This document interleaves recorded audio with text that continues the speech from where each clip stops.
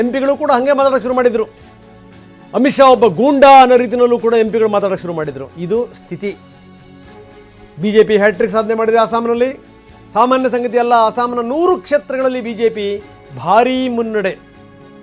126 ಕ್ಷೇತ್ರಗಳಿವೆ, ಅದರಲ್ಲಿ 100 ಕ್ಷೇತ್ರಗಳಲ್ಲಿ ಮುನ್ನಡೆ.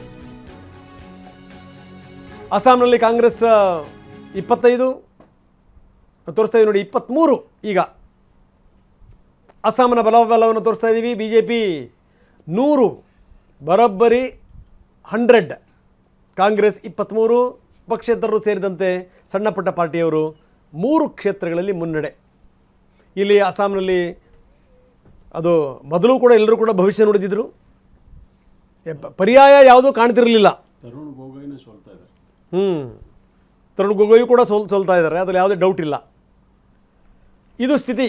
ಬನ್ನಿ, ಹನುಮಂತಯ್ಯನವರು ನಮ್ಮ ಜೊತೆಗೆ ಜಾಯ್ನ್ ಆಗಿದ್ದಾರೆ. ಹನುಮಂತಯ್ಯನವರ ಕಾರ್ಯಕ್ರಮಕ್ಕೆ ತಮಗೆ ಸ್ವಾಗತ. ನಮಸ್ತೆ ಸರ್. ನೋಡ್ತಾ ಇದ್ದೀರಿ ರಿಸಲ್ಟ್ ಇಲ್ಲಿ ಬಂದು ನಿಂತಿದೆ. ಹೌದು. ಏನಂತೀರಿ ಸರ್? ಬಂಗಾಳದ ಬಗ್ಗೆ ಮಾತಾಡೋಣ ಮೊದಲು. ಹೌದು, ಏನಂತೀರಿ? ಬಂಗಾಳದ ಜನರಿಗೆ ಹೊಸ್ತು ಬೇಕಾಗಿತ್ತು. ಹೊಸ ಅವರು ಎಲ್ಲ ಸಾರಿ ಇದೇ ಪ್ರಯೋಗ ಮಾಡಿದ್ದಾರೆ. ಕಮ್ಯುನಿಸ್ಟ್ ಪಾರ್ಟಿಯವರು 34 ವರ್ಷ ಅಧಿಕಾರದಲ್ಲಿದ್ದರಲ್ಲಿ. ಅವರು ಹೋದ್ಮೇಲೆ ಮಮತಾ ಬ್ಯಾನರ್ಜಿ ಅವರಿಗೆ 15 ವರ್ಷಗಳ ಕಾಲ ಕೊಟ್ಟರು. ಈಗ ಹೊಸ ಪ್ರಯೋಗಕ್ಕೆ ಇಳಿದಿದ್ದಾರೆ ಬಿ ಜೆ ಪಿ ಎಷ್ಟು ವರ್ಷಗಳ ಕಾಲ ಇರಿಸ್ಕೊಳ್ತಾರೆ ಬಂಗಾಳದ ಜನ ನೋಡಬೇಕು. ಅವ್ರಿಗೆ ಆಲ್ಟರ್ನೇಟಿವ್ ಇರಲಿಲ್ಲ ಬಿ ಜೆ ಪಿ ಬಿಟ್ಟರೆ. ಕಾಂಗ್ರೆಸ್ ಆಲ್ಟರ್ನೇಟಿವ್ ಅಂತ ಅನಿಸಿಲ್ಲ ಅವ್ರಿಗೆ, because they have already experienced. Communist ಪಾರ್ಟಿಯವರು ಕೂಡ ಆಲ್ಟರ್ನೇಟಿವ್ ಅಲ್ಲ ಅವ್ರಿಗೆ. ಯಾಕೆಂದರೆ 34 ವರ್ಷ ಅಧಿಕಾರ ಮಾಡಿದ ಪಾರ್ಟಿ ಒಂದು ಸೀಟ್ ಗೆಲ್ಲಕ್ಕೆ ಒದ್ದಾಡ್ತಾ ಇರೋ ಪರಿಸ್ಥಿತಿ ಇದೆ ಅಂದರೆ ಬಂಗಾಳದ ಜನರ ಮೈಂಡ್ ಸೆಟ್ ಹೇಗಿದೆ ಅನ್ನೋದೇ ಭಾಳ ಆಶ್ಚರ್ಯಕರವಾದ್ದು. ಕಾಂಗ್ರೆಸ್ಸು CPM ಈ ತಳಮಟ್ಟದಲ್ಲಿ ವೋಟ್ ಹೋಗಿದೆ. ಆದರೆ ಕಮ್ಯುನಿಸ್ಟ್ ಪಾರ್ಟಿ ಅಧಿಕಾರಕ್ಕೆ ಬರೋದಕ್ಕಿಂತ ಮೊದಲು ಪೋಷಣೆ ಮಾಡಿದ್ದೆ ಅವ್ರು ಕಾಂಗ್ರೆಸ್ಸನ್ನ. ಅದಕ್ಕೆ ಮೊದಲು ಕಾಂಗ್ರೆಸ್ನಿಂದ ಸಾಕು ಅಂತ ಅನ್ಸಿದ ಮೇಲೆ they shifted to communist party. ಅಂದ್ರೆ ವಿಶ್ವಾಸ ಕಳ್ಕೊಂಡಿದ್ದಾರೆ ಅವರು ಕಾಂಗ್ರೆಸ್ ವಿಶ್ವಾಸ ಕಳ್ಕೊಂಡಿದ್ದಾರೆ ಜನ. ಅದರಲ್ಲೇನಿದೆ, ಇವತ್ತು ಕಮ್ಯುನಿಸ್ಟ್ ಪಾರ್ಟಿ ಮೇಲೂ ವಿಶ್ವಾಸ ಕಳ್ಕೊಂಡಿದ್ದಾರೆ. ಈಗ ಅವರು BJP ನಂಬ್ತಾ ಇದ್ದಾರೆ. ಇದು ಹೊಸ ಎಕ್ಸ್ಪೀರಿಯನ್ಸು. ಅವರು ಇನ್ನೊಂದು 10 ವರ್ಷನೋ 15 ವರ್ಷನೋ ಎಕ್ಸ್ಪೆರಿಮೆಂಟ್ ಮಾಡ್ತಾರೆ, ಆಮೇಲೆ ಅವ್ರಿಗನ್ಸುತ್ತೆ. ಆಮೇಲೆ ಈ ಸಾರಿ BJPಗೆ ಅಷ್ಟು ಅಭೂತಪೂರ್ವವಾದ ಗೆಲುವು ಸಾಧಿಸೋದಕ್ಕೆ ಇನ್ನೊಂದು ಮುಖ್ಯವಾದ ಕಾರಣ SIR. ಸುಮಾರು 90 ಲಕ್ಷ ಮತದಾರರನ್ನು ಹೊರಗಾಕಿದ್ದಾರೆ. ಅದು ಎಲ್ಲರೂ ಈ ಮಾತನ್ನು ರಾಷ್ಟ್ರ ಮಟ್ಟದಲ್ಲೂ ಹೇಳ್ತಿದ್ದಾರೆ, ನಮಗೆ ಕೂಡ ಅನಿಸಿದೆ. ಇಷ್ಟು ಜನ ಮತದಾರರು ಹೊರಗಿನವ್ರು ಇರೋಕ್ಕೆ ಸಾಧ್ಯ ಇಲ್ಲ. ಆದರೆ SIR has made them disqualified. ಏನು ಇಲ್ಲ ನಿಮಗೆ ಸಾಧ್ಯ ಇಲ್ಲ ಅಂತಂತೀರ ನೀವು? ಏನು ಇಷ್ಟೊಂದೆಲ್ಲ ನೀವು ನ್ಯಾಯಾಧೀಶರುಗಳನ್ನೆಲ್ಲ ಇಟ್ಕೊಂಡು ಅದನ್ನೆಲ್ಲ ಮಾಡಿ ಅಲ್ಲೆಲ್ಲ ಹಿಂಗೆ ಗೊತ್ತಾ ಅವ್ರನ್ನೇ ಕೂಡ ಹಾಕುವಂಥ ಪ್ರಯತ್ನ ಮಾಡಿ ದೊಡ್ಡ ರಾದ್ಧಾಂತಗಳಾಗಿ ಚುನಾವಣಾ ಆಯೋಗ ಈ ಬಾರಿ ಎಷ್ಟರ ಮಟ್ಟಿಗೆ ಹೆಜ್ಜೆ ಇಟ್ಟಿದೆ ಅಂತಂದರೆ ಒಂದೂ ಕೂಡ ಅಪಸ್ವರ ಬರಬಾರ್ದು ಅನ್ನೋ ರೀತಿಯಲ್ಲಿ ಹೆಜ್ಜೆ ಇಟ್ಟಿರುವಂಥದ್ದು. ಹಿಂಗಾಗಿ ಏನು ಅಂತಂದ್ರೆ ಸಂಬಂಧಪಟ್ಟಂಥ ಮ್ಯಾಜಿಸ್ಟ್ರೇಟ್ಗಳೇ ಅದರ ಜವಾಬ್ದಾರಿನ ಹೊತ್ತಿರುವಂಥದ್ದು. ವೆಸ್ಟ್ ಬೆಂಗಾಲಲ್ಲಿ SIR ಮಾಡಿರೋ ರೀತಿ ನೋಡಿದ್ರೆ ಈ ಪ್ರಯೋಗದ ಯಶಸ್ವಿ ಬಿಹಾರದಲ್ಲಾಯಿತು. ವಿರೋಧ ಪಕ್ಷನ ಧೂಳಿಪಟ ಮಾಡಲಾಯಿತು. ಅದೇ ಪ್ರಯೋಗ ಇಲ್ಲಾಯಿತು.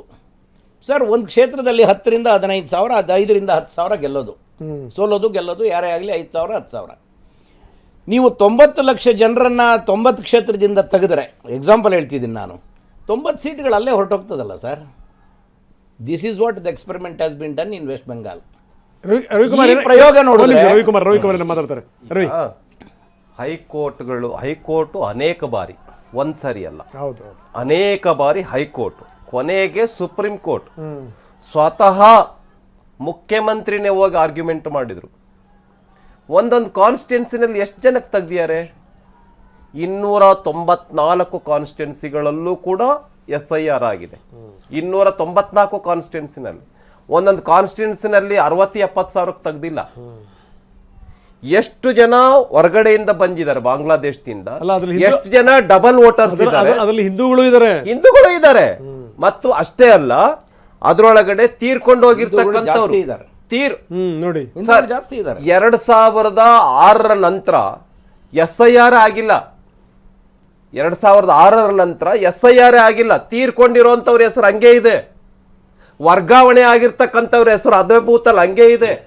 ಈ ರೀತಿ double name, double time, triple time ಒಬ್ಬೊಬ್ಬರ ಹೆಸರಿದೆ ಒಂದೊಂದು ಬೂತಲ್ಲಿ.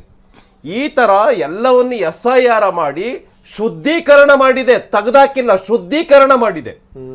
ಐ ಆಮ್ ರಿಪೀಟಿಂಗ್, ಶುದ್ಧೀಕರಣ ಮಾಡಿದೆ.